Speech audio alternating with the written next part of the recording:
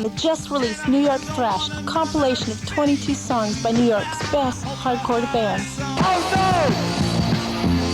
All Roar cassettes are handsomely packaged, complete with liner notes, full documentation, band photos, and duplicated on superior performance BASF DPS tape. Remember, you can't buy these as records. They exist only as Roar full album-length cassettes.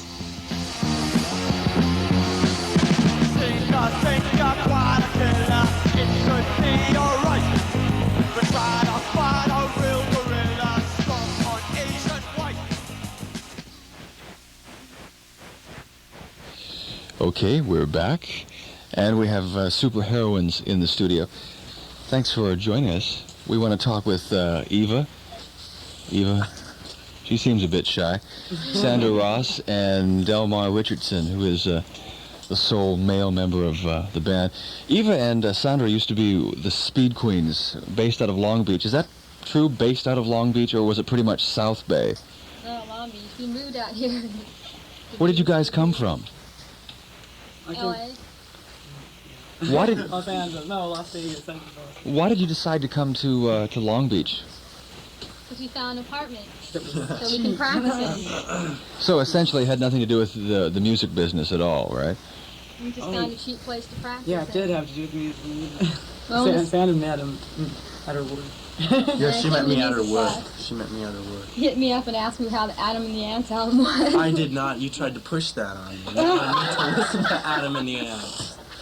And so You asked me. You came up and asked me how the I album didn't was. ask you. Okay, anyways. I was up at the counter and you walked up and asked. And that's all they met. okay, well, nonetheless, but that's how you all three meted then, essentially, right?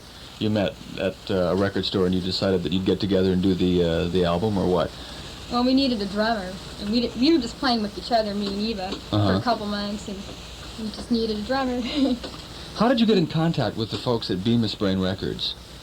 To the Hell Comes to Your House album. Oh, was that it? Steve was in Long Beach. So you had a track on the Hell Comes to Your House LP, right? Well, the compilation? Yeah, two songs on that. And then someone heard you and suggested that you go on as the Speed Queens or that you form a new band. How was it? Speed Queens broke up, and then me and Eva continued playing with each other. Oh, I Wrote see, a bunch I of see. new songs, and then changed the name of the band. And then you found Delmar, right? Yeah. Delmar, did you ever find out about Adam and the Ants? No. You never got the information. Who's responsible for Distortion was just getting underway at that time. I must have seen one of their first gigs. Well, we have a rare Social Distortion single to play for you later, but and I thought that they were really, really good, diamond in the rough, and that they were all very talented, but they really didn't really know how to play their instruments. And, Still don't. well, now. And then about a year later, they did a thing with, I think it was Zip Records, was it? Just like a 4-song demo that they promised, Zip Records was promising to release, but they never did get around to releasing. But then the Hell Comes to Your House compilation came out. Yeah, well, that was about 6 months later. They had all, Sandra and Eva had formed another band called Super Heroines, which I thought was really good because I saw them at the cafe and they were just dynamite. Again, diamonds in the rough. But so I thought, well, okay, let's take them in and put a track on Hell Comes to Your House, one of the more obscure bands that we had on the record. The theory was we would mix well-known bands with becoming known bands, and I thought that Super Heroines was a really good candidate for that. So we took them in to a little 8-track studio in Orange County called Orange County Recorders, and we with Randy Burns we did a A-side. Before we went into that last set of tunes, I was talking to Eva, and she was saying that she is adverse to having the group called a horror rock type group. What do you mean by that? What does that essentially mean?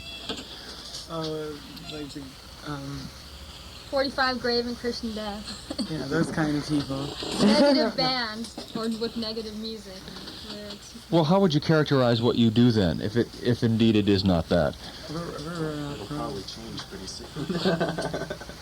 Yeah, it changes all the time. The drummer with the only cogent statement of the evening. What do you mean you're going to change pretty soon? What does that mean? No, it's just, I don't know, maybe it's a psychic phenomenon. Probably is. Some of the stuff you do is rather black and gloomy in the musical context, is it not? It's our favorite color. Oh no. What better place to play? Part of Hollywood. When it's sleazy part of Hollywood. When it's on Melrose. What better place to play? Got this record!